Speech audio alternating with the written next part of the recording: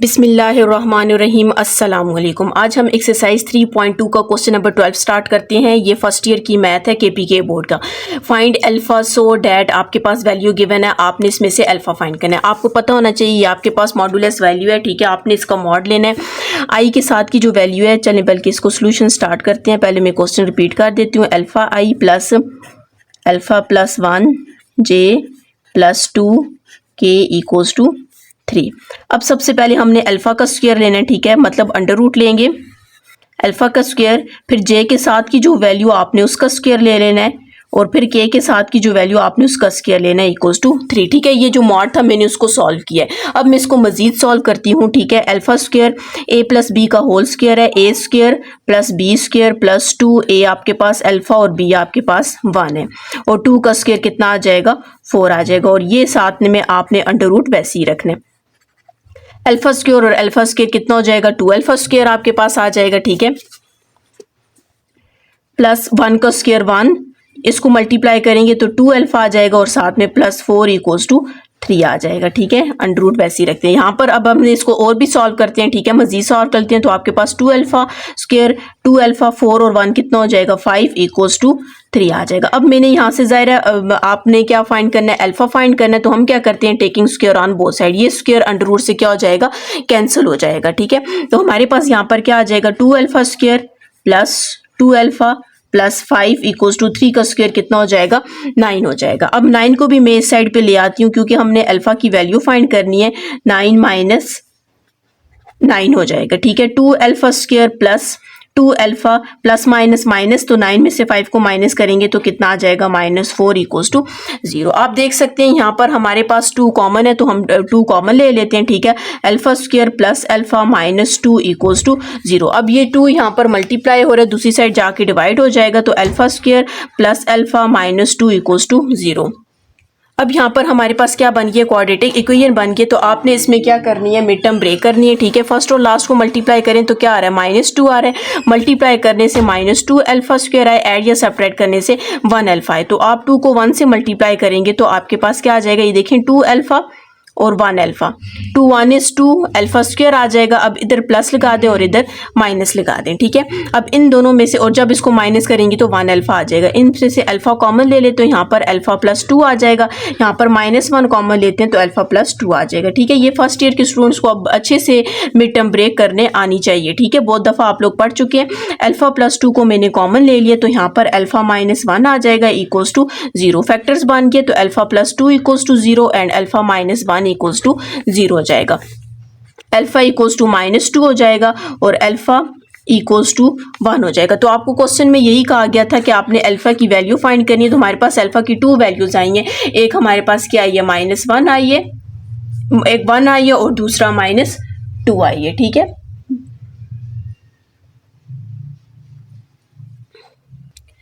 जी question number 13 है। Question number 13 में कह रहे हैं if u is equals to this v और w, आपके पास 3 वैल्यूज गिवन है। Represent the sides of a triangle, आपको कह रहे हैं ये जो है आपके पास किसको रिप्रेजेंट कह रहे हैं, ट्रायंगल की साइड को रिप्रेजेंट करें। यहाँ पर सबसे पहले मैं क्या करती हूँ, ट्रायंगल की एक ट्रायंगल ड्रॉ कर लेते हैं।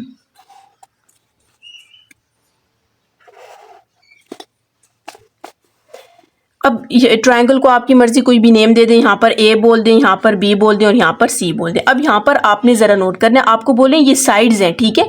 ये वेक्टर्स नहीं है, आपको साइड्स बोला गया, मतलब यू आपके पास फॉर एग्जांपल यू है, यू वी है और ये डब्ल्यू है, ये ट्रायंगल की ये वाली साइड्स है, ठीक है।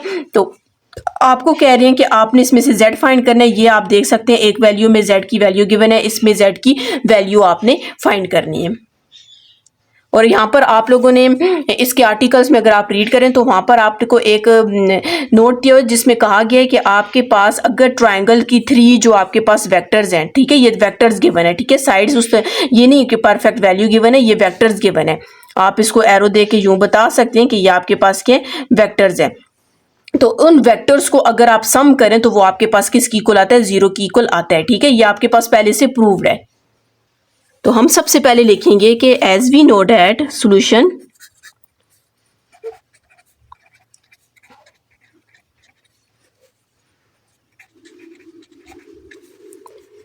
सम ऑफ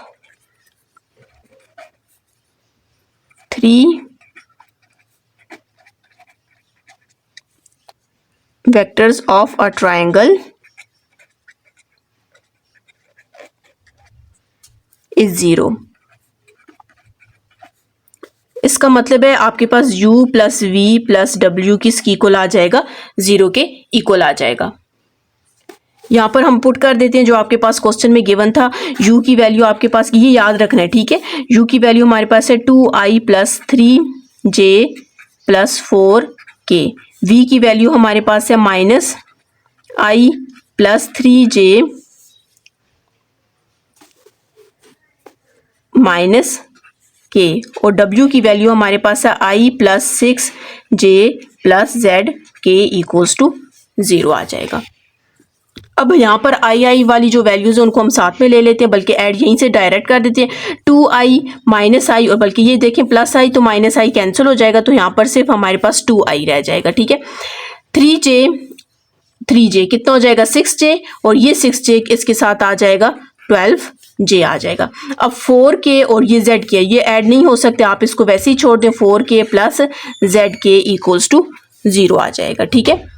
अब यहाँ से आपने क्या करना है, हमने यहाँ से क्या करना है, इसको कंपेयर करना है। पहले सबसे तो हम बल्कि क्या कर लेते हैं, इसको इसमें से k को कॉमन ले लेते हैं, ठीक है। 4 प्लस z आपके पास आ जाएगा, और यहाँ पर क्या आ जाएगा, k आ जाएगा।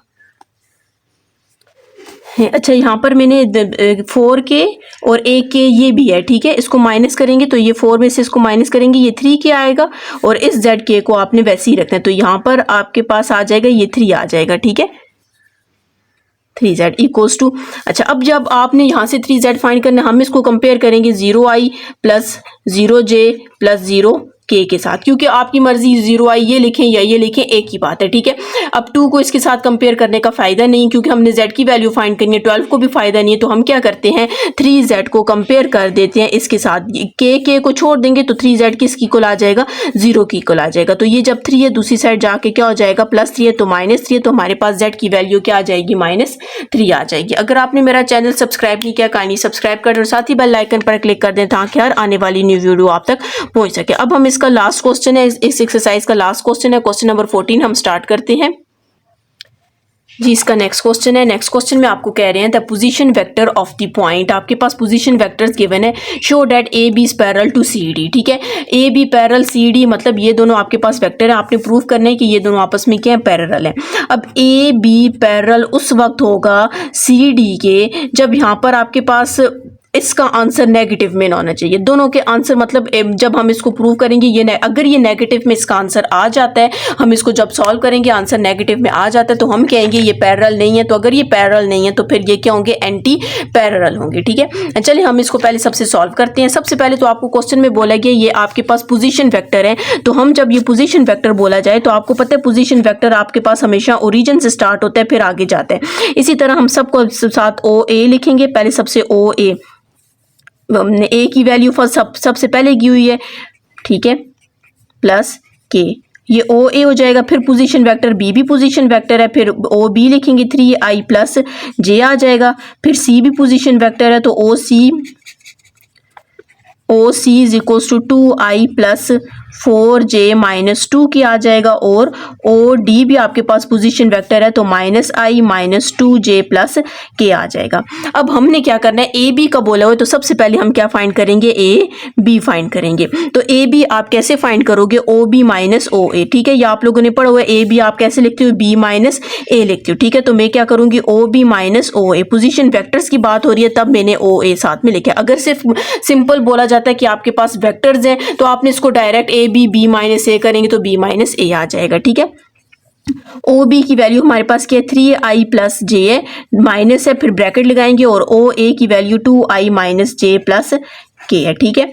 तो ये आपने 3i प्लस जे को वैसे ही रखना है, तो यहाँ पर -2i माइनस माइनस प्लस जे माइनस प्लस माइनस के आ जाएगा। ठीक है, तो इसको आप सिंप्लीफाई करेंगे तो हमारे पास ए बी की क्या वैल्यू आ जाएगी, 3i और -2i, सिर्फ i आ जाएगा। ठीक है, प्लस जे और प्लस जे कितना हो जाएगा, 2j हो जाएगा और यहाँ पर हमारे पास कितना आ जाएगा, -k आ जाएगा। ठीक है, इसको मैं इक्वेशन 1 का नेम दे देती हूँ। अब इसी तरह ए बी के साथ क्या बोला हुआ है, सी डी बोला हुआ है, तो मैं अब क्या फाइंड करती हूँ, सी डी फाइंड करती हूँ। अब सी डी है तो पहले आप लिखेंगे ओ डी माइनस ओ सी लिखेंगे। ओ डी की हमारे पास क्या वैल्यू, -i -2j प्लस के माइनस ब्रैकेट लगाएंगे। ठीक है, और ओ सी की वैल्यू हमारे पास क्या है, 2i प्लस 4j माइनस 2 के आ जाएगा। तो i -2j प्लस के -2i minus plus -4j minus plus 2 के, सिंप्लीफाई करते हैं हम i और -2i कितना हो जाएगा, -i आ जाएगा। ठीक है, -2j और -4j -6j हो जाएगा। ठीक है, प्लस के और प्लस 2 के कितना आ जाएगा, 3k आ जाएगा। अच्छा, यहाँ पर ये माइनस भी था, मैंने माइनस लगाया, -2i और ये -3i हो जाएगा। आप यहाँ से देख सकते हैं हम 3 को कॉमन ले लेते हैं, बल्कि माइनस को भी कॉमन ले लेते हैं। तो यहाँ पर i plus 2 times 6j minus common लिए तो ये -k आ जाएगा। ये हमारे पास क्या आया था, सी डी आया था। अगर आप लोग गौर करें तो -3 ये पूरी वैल्यू किसकी इक्वल थी, ए बी की। ये देखें i प्लस 2j माइनस के, तो ये किसकी इक्वल आ गया, ए बी की इक्वल आ गया। अगर आप यहाँ पर देखें तो आपके पास ये नेगेटिव में आंसर है। अगर फॉर एग्जांपल ये पॉजिटिव में आंसर होता तो हम कहते हैं कि आपके पास सी डी पैरेलल किसकी है, ए बी के पैरेलल है। लेकिन अगर आपके पास ये नेगेटिव आ गया है तो हम लिखेंगे ए बी आपके पास बी सी डी और आपस में क्या पैरेलल नहीं है। आप लिखेंगे A B is not parallel to C D. अगर ये पैरेलल नहीं है तो आप ये भी लिख सकते हैं कि ए बी इसका क्या एंटी पैरेलल है। ठीक है,